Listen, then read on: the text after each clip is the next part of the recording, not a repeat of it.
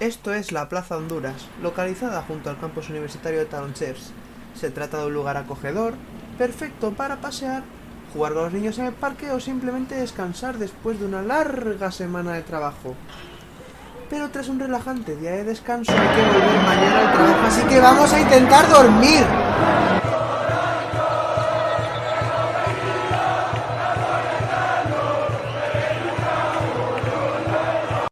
Os presento aquí a nuestro amigo, el conflicto.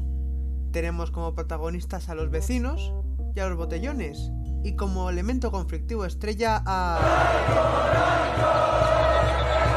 De momento parece sencillo. Los botellones generan ruido, que afecta negativamente a los vecinos. Pero la cosa cada vez se complica más. Los botellones son el ocio nocturno de los juerguistas, que son atraídos a la zona por la hostelería, donde comienza el ocio nocturno. Además, una presencia policial variable y la disponibilidad o no de ofertas de ocio nocturno tardío como las discotecas afectarán al impacto de los botellones. Estudiemos estos elementos.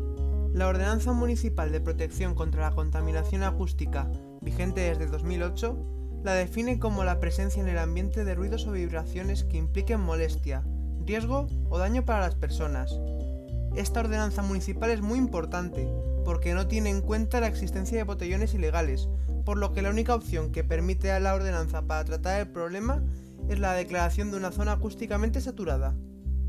Y son los vecinos, mediante una asociación, los que abogan y reclaman esta medida para la Plaza Honduras. La adopción supondría que se redujese notablemente la oferta hostelera de terraza, entre otras posibles medidas, lo que reduciría los botellones.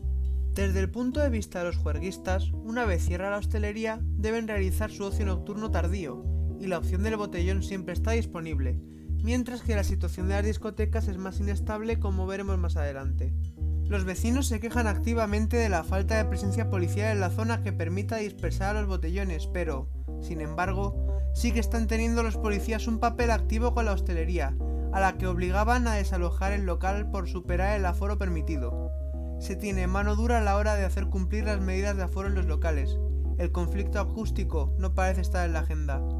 Aún así, esta acción policial sí ha afectado al conflicto. La limitación efectiva del aforo en la hostelería limita la demanda de ocio nocturno tardío, y por tanto, la posibilidad de botellón. A continuación, vamos a hablar también de las distintas formas que ha adoptado este conflicto a lo largo del tiempo. Como podemos observar en este eje cronológico, hemos decidido separar el conflicto en 5 periodos temporales que han podido afectar a su desarrollo.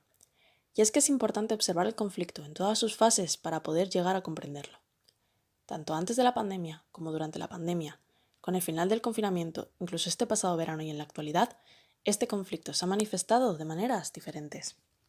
Para hablar de la situación antes de la pandemia, hemos entrevistado a una vecina de la zona de Plaza Honduras que afirma que en esta zona se ha notado siempre, incluso desde antes de la pandemia, cuándo empieza y se acaba el curso, puesto que los jóvenes son los principales agentes de este conflicto. Podemos afirmar entonces que este conflicto no es solo de ahora ni consecuencia de las restricciones por la pandemia, sino un conflicto que lleva fraguándose bastante más tiempo, incluso desde antes de la pandemia. En el día de hoy acabo de comunicar al jefe del Estado la celebración mañana de un Consejo de Ministros extraordinario para decretar el estado de alarma en todo nuestro país. Con la nueva situación generada por la pandemia del COVID-19 y su derivación en el confinamiento y sobre todo en el cierre del ocio nocturno, este conflicto entró en un periodo de latencia, donde, como comentaba nuestra vecina de la zona de Plaza Honduras, a mucha gente se le había olvidado lo que era este barrio, acostumbrados, así, al silencio que el confinamiento les había proporcionado. Es después de todo el periodo del confinamiento que comienza de nuevo a resurgir este conflicto latente en Plaza Honduras, sobre todo cuando se levantan restricciones y se declara la famosa nueva normalidad. El ocio nocturno estalla ante la eufórica pospandemia. Se termina el toque de queda, se reabre la hostelería, se amplían las terrazas, todo ello influyendo directamente a la búsqueda descontrolada del ocio nocturno tardío por parte de los juerguistas, es decir, los botellones. Y es desde este verano hasta el mes pasado cuando encontramos una situación descontrolada de contaminación acústica por parte de los juerguistas, sobre todo universitarios, que hacen que los vecinos se movilicen en busca de soluciones.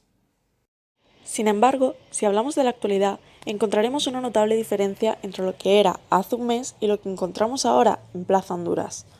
La apertura de las discotecas parece jugar un papel muy importante en este conflicto, que además parece someterse a la estacionalidad, algo que comentaremos más adelante. Esta situación ha fomentado que el ocio nocturno, que antes derivaba en botellones, pase de nuevo a las discotecas, relajando así las tensiones existentes entre los distintos agentes, pero pudiendo llegar a ser perjudicial para el sector hostelero, donde algunos se podían beneficiar de este conflicto. Ejemplo de sus desventajas es la derogación de las ampliaciones de terrazas por el COVID, como podemos observar en esta noticia. Por ahora, los vecinos de la zona de Plaza Honduras parece que podrán dormir más tranquilamente, pero quién sabe cuánto durará.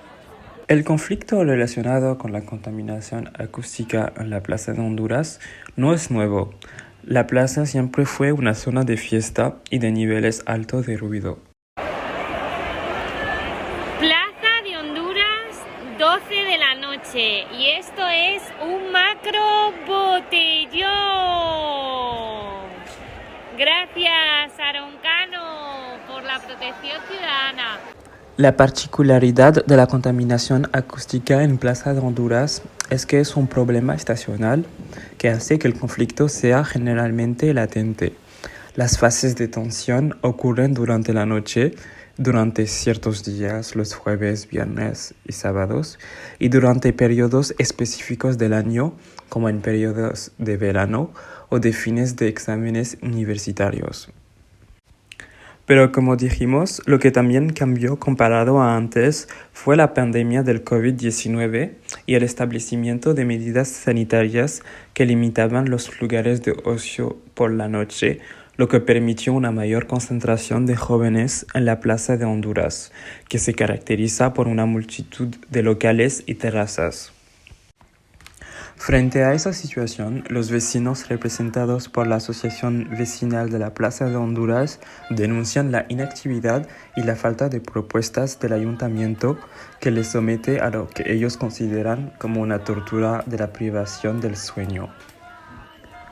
La asociación se movilizó con la manifestación del 11 de noviembre del 2021, amenazando de recurrir a acciones legales contra el ayuntamiento para defender el derecho al descanso y a la salud. Denunciamos la inactividad y falta de propuestas del ayuntamiento, que nos somete a la tortura de la privación del sueño. Por ello nos obliga a tener que recurrir a los tribunales para defender nuestro derecho al descanso y la salud. La asociación presentó también un manifiesto exigiendo ciertas reivindicaciones como la catalogación de Plaza de Honduras como una ZAS, una zona acústicamente saturada, la reducción de horarios para los locales y las terrazas, la implementación de una moratoria de licencias e inspecciones de actividades de los locales existentes o la presencia de la policía de manera disuasiva y para una mayor vigilancia, especialmente a partir de la hora de cierre de los locales.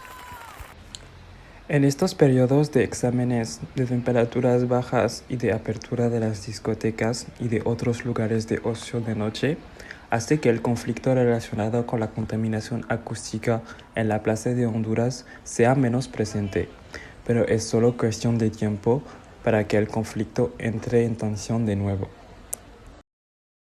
También queremos dar las gracias a las personas que de forma anónima nos han dado su testimonio, y esperamos haber ayudado al entendimiento de este conflicto.